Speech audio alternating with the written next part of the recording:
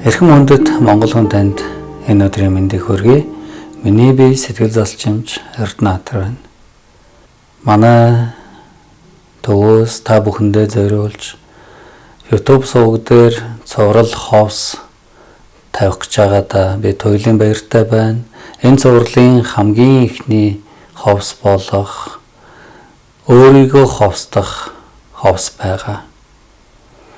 Энэ ховс нь таны сэтгэл санаа ямар нэгэн зүйл санаа зовж байгаа бол та өөрийгөө тайвшруулах шаардлагатай байгаа бол бидний энэ ховсыг та сойрхон сонсоорой.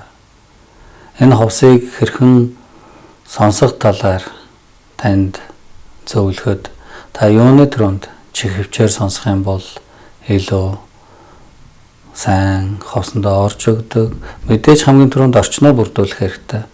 Хинч танд саад болохооргүй орчныг бүрдүүлээд гэрийнхэндээ хилээд энэ ховсын хугацаанд битгий саад болоорой гэж мөн аль болох хэвтэйхэн байрлалаа болоод орон дээрээ хэвтээд ч юм уу буудан дээрээ суугаад ч гэдэг юм уу энэ ховсыг нүдэнаад өрөөгөө харанхуйлаад сонсох юм бол илүү нөлөөлнө шүү.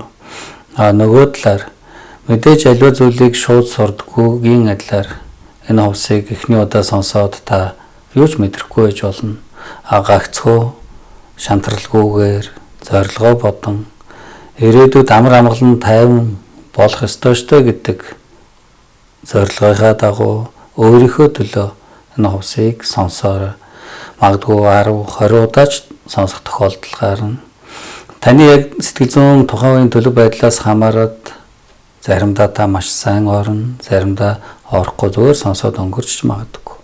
Тийм болохоор эхнээсээ тэр тохиолдлуудад сэтгэл зүйн үед бэлэн байгаарай гэдгийг бид бас анхааруулмаар байна. За тэгээд танд амжилт хүсье. Ховсоо та тухлан суун сойрхон сонсоорой.